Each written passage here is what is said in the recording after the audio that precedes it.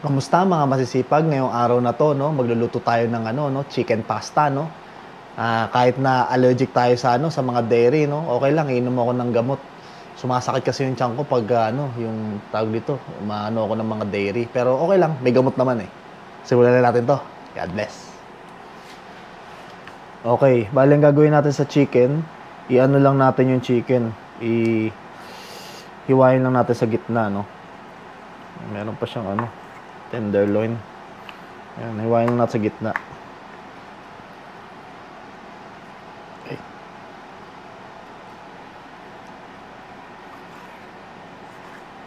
Ayan.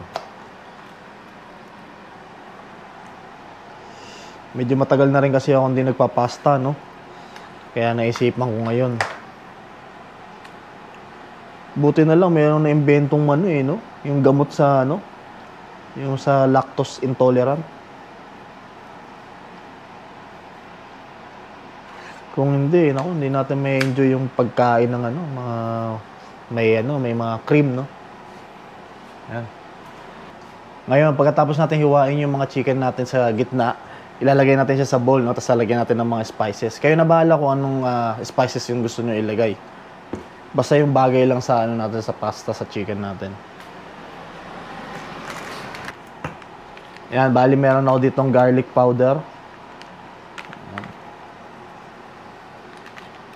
Garlic powder, onion powder. Yan. Tapos paprika, meron din ako. Yan.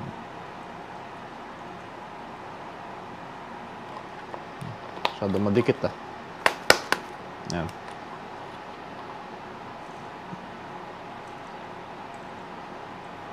Ayan, tapos haluin lang natin.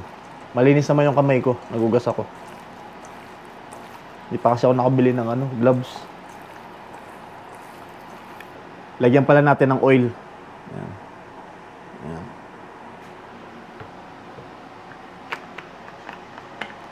Tapos yung seasoning powder natin, no? Ayan, lagyan din natin. Ayan. Para may lasa na siya. Tapos ayan, no, pagkatapos natin i-prepare yung natin, yung chicken natin, no, na natin to, ipakuluan na natin yung natin, pasta natin. Bali napili ko yung penne pasta, no. Ayan, salang lang natin sa kumukulong tubig. Ayan. Dagdagan pa natin ng konti kasi parang parang kulang sa amin to. Ayan. Bali yan, no, tatlo kami kakain. Ayan. Na siguro yan.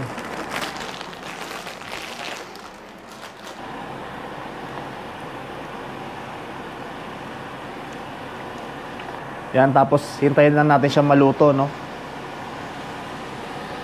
Yan, so bali habang hinihintay natin siya maluto, no, yung pasta natin, no, pwede na natin gawin yung sauce natin. Yan, isa lang natin yung natin, yung chicken natin. Yan.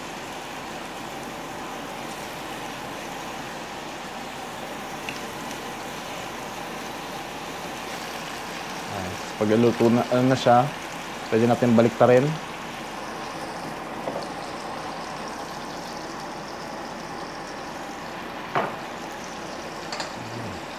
Yan, tapos pwede natin itabi yung chicken.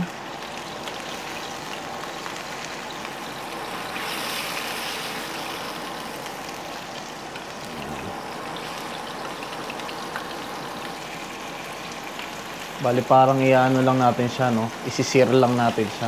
Hindi naman kailangan lutong-luto. Kasi ihahalo pa natin yung sa sa sauce So, basta magkakulay lang siya, diba? Ayan.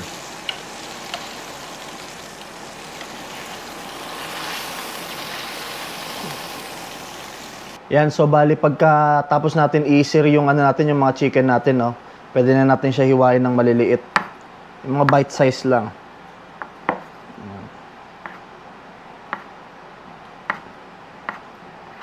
Ayan. Kailangan natin bilisan kasi maluluto na yung natin. Yung pasta natin, oh.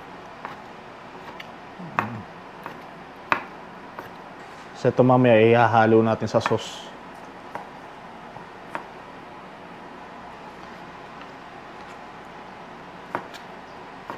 wala talagang exact na recipe na makikita sa internet yung ginagawa ko, no? Kasi ito, kumbaga, idea ko lang. Kumbaga, kung ano yung mga napanood ko sa internet, pinaghahalo-halo ko lang. So, wala talagang makikita sa internet na exact nito, recipe na ginagawa ko. Kasi sa pasta naman, kumbaga, pasta yan eh. Kung ano yung masarap, pwede mo naman ihalo dyan sa pasta. Diba? Pwede kang gumawa ng sarili mo. Recipe. Wala talagang rules sa ng pasta.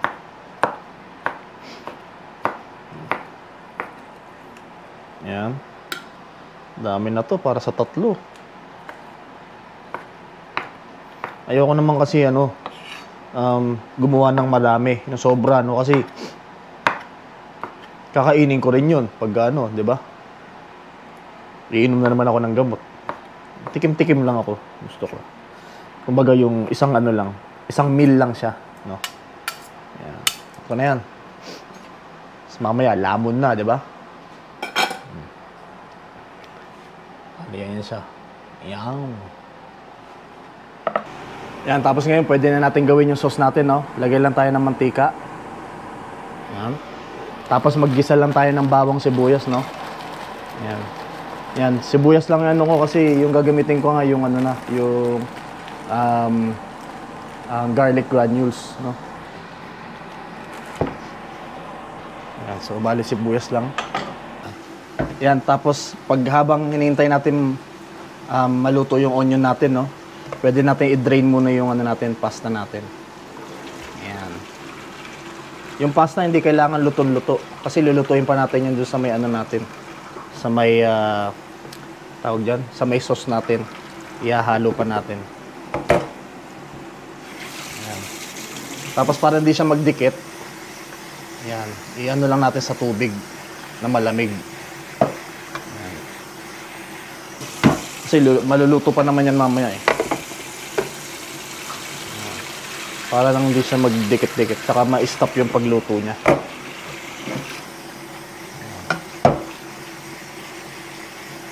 Malamig na tubig. Ayan. Hindi mo na kailangan gumamit ng iba, gumagamit ng ano yun? Oil. Gumagamit ng oil. Yan, hindi na. Malamig na tubig lang. Para hindi siya dikit-dikit. Ayan. Ayan, okay na yan. Yan, so bali pag naluto na yung onion, pwede na natin ihalo yung chicken natin, no? Ayan. Halo natin yung chicken natin dyan.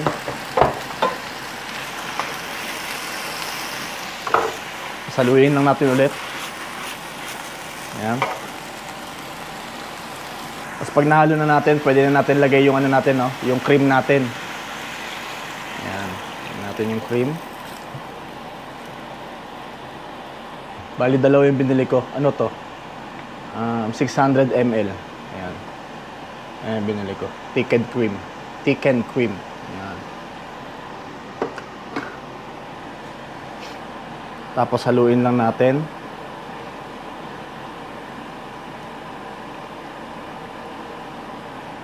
Akasan natin yung apoy. Ayan. Tapos pwede na natin timplahan yan, no?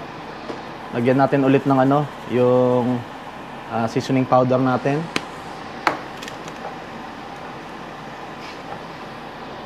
Tapos yung garlic granules natin. Ayan. Tapos yung pepper natin. Ayan, lagyan natin ng pepper. Tapos lagyan din natin ng butter, no? Ayan, para mas malasa talaga siya. Tapos syempre, huwag natin kalimutan yung salt.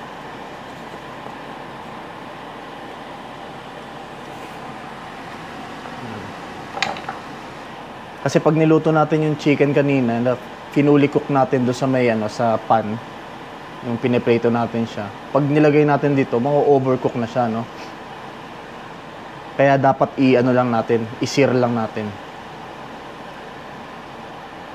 Ayan. Asintayin natin siya, maluto yung cream natin, no? Kumulo siya, tapos pwede natin ilagay yung Bali, maglalagay din pala ako ng dyan, ng spinach. Kasi may nakita ko sa fridge namin yung spinach. Eh, sayang naman. So, pwede natin ilagay yan sa, sa pasta natin. Tapos, ayan, no? Bali, lagyan natin siya ng, ng parmesan cheese, no? Magpapadagdag lasa siya at saka magpapalapot na rin sa ating, sa sauce natin. Yan. Tapos, pwede tayong magtira mamaya para natin sa taas. Ipang-garnish din natin, no? Sa taas. Tapos, magdadagdag pa ako ng, ng onion powder siguro. Onion powder. Parang nakukulangan pa ako sa sa lasa. Yan, garlic powder. Garlic granules. Tapos yung natin, itong seasoning powder. Tapos konting salt. Tapos, yan, pepper. Haluin lang natin, hinaan natin yung apoy. Nakakapaw na siya.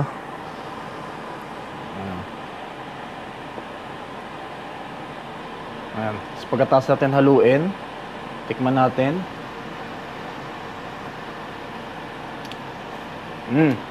Okay na ako sa lasa niya. Yan, bali pag okay na tayo sa lasa, no, pwede natin ihalo yung pasta natin. Ayan. Halo natin dyan.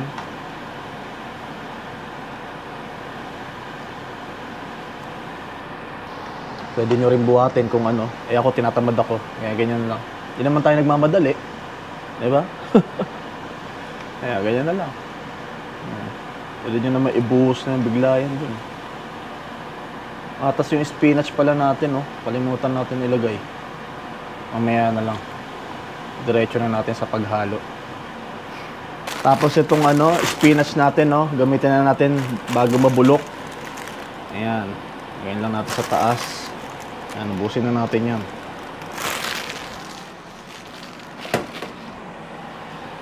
Okay.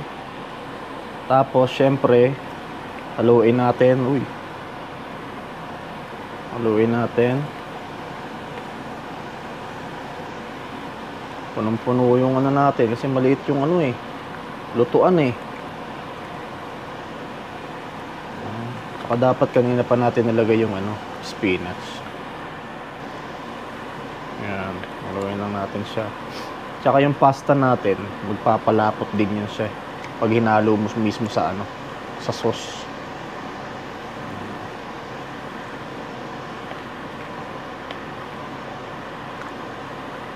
Ayan.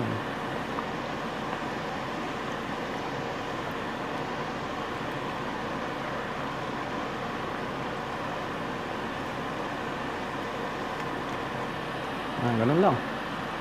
Tikman natin ulit.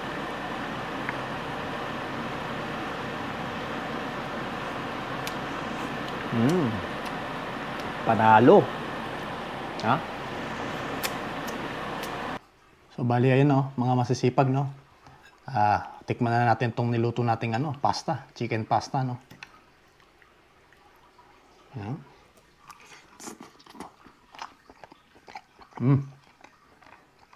Sakto. Saktong-sakto ang pagkakaluto.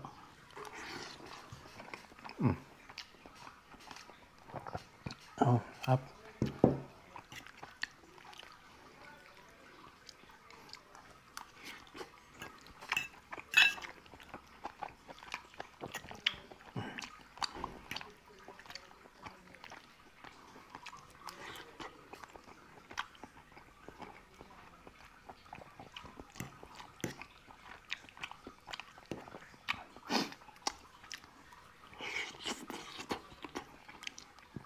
Yung chicken natin, tamang-tama na pagkakaluto, Kasi hindi natin siya finuli cook dun sa may natin.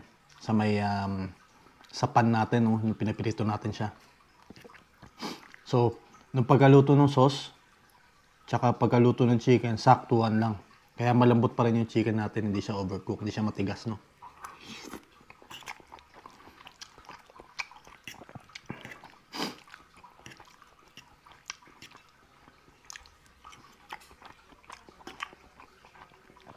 Yung pasta lang natin, dapat talaga, yung pasta, alalayan nyo yan. Dapat siya, hindi siya fully cooked. Yung pagkapakulo nyo kasi ilalagay pa sa ano eh, sa sauce eh, 'di ba? Pakukuluan mo pa sa sauce.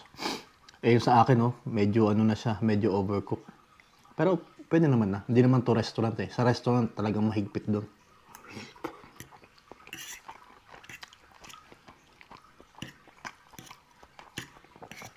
Dapat saktong-sakto lahat, no?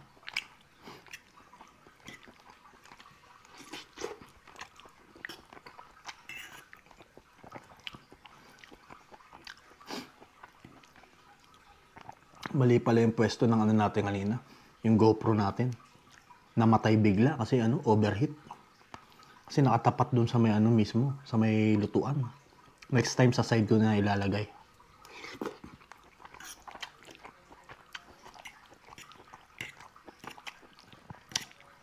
Buti hindi sumabog.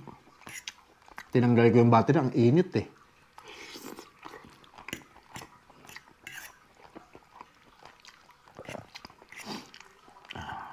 Sarap ah.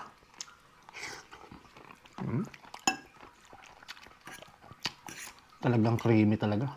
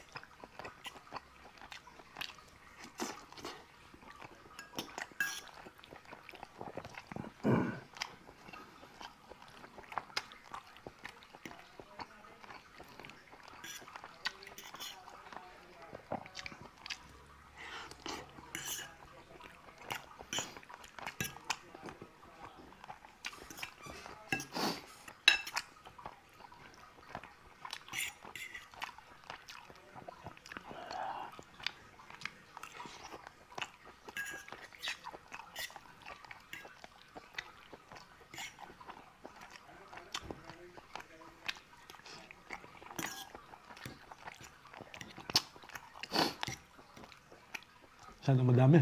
Hindi maubos.